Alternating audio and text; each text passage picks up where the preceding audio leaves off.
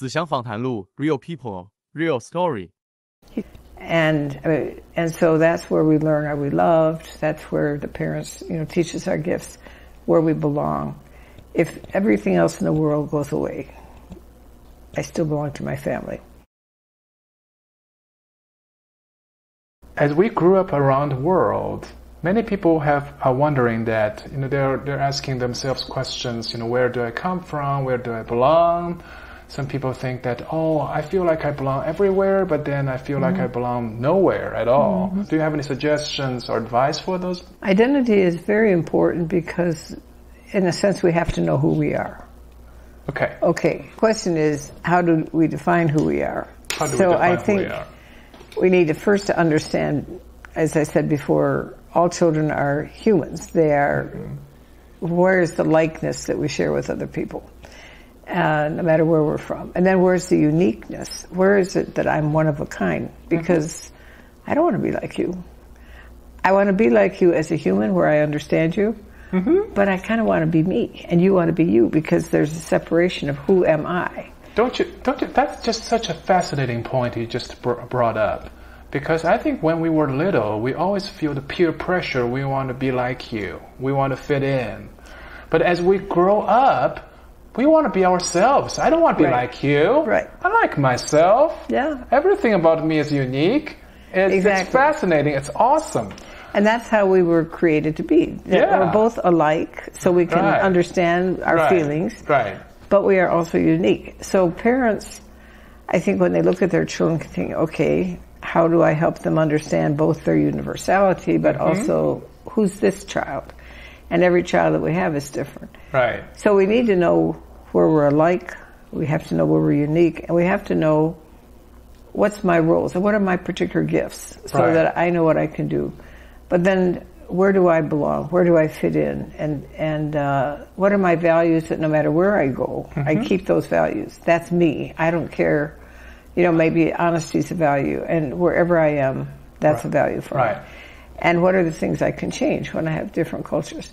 But I think in the past, our identity has been more tied to a geographic place or an ethnicity or a race. And I think that's what's getting blurrier in the world. And so sometimes I feel like I can be all of the above. I can be my African self, I can be my American self, I can be my frame self from my family that I was from, I can be my Van Reken self. That we don't,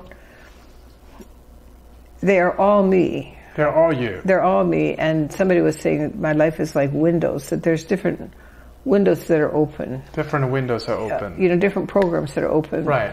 And I have to operate in the one that's on the screen. And so I tell parents, yes, your child probably is, your child is Chinese, but they are also.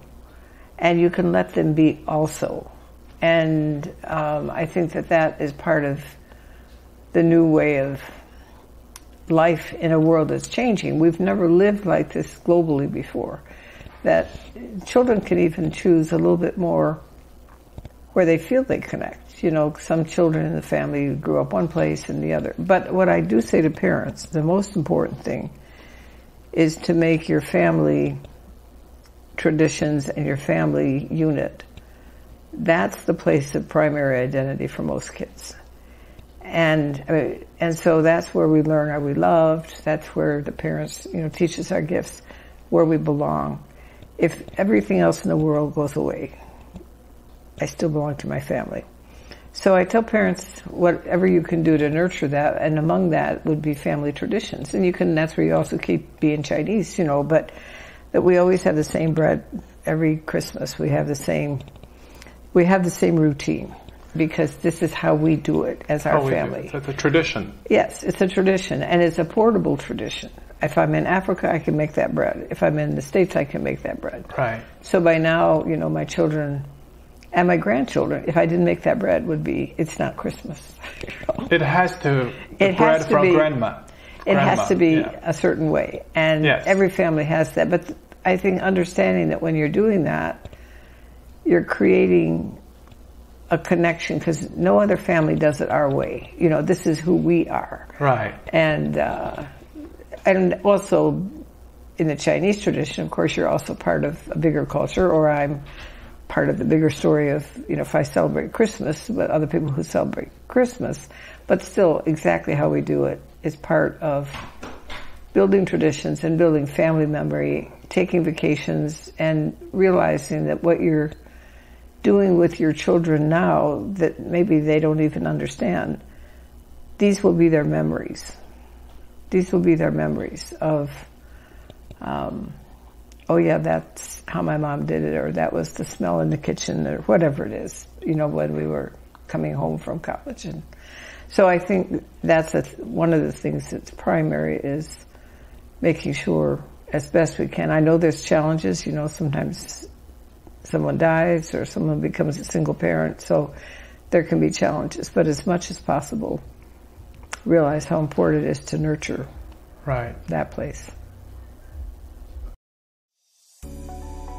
So I don't know. I don't think you would have the unique challenges I'm facing here because of my appearance in Indiana, because we don't have a huge Asian population here. Okay. So even though I've been here for many years, and even though I speak okay English, and when we meet people, it's a typical American question that people ask you, where are you from? Right. So I used to just always say that, hey, I'm from a town 5 minutes away.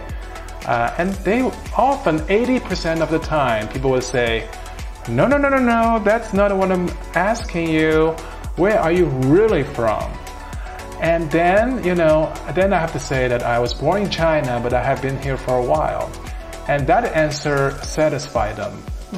But if I answer, I'm from 5 minutes away, I live in a small town here, nobody was satisfied almost.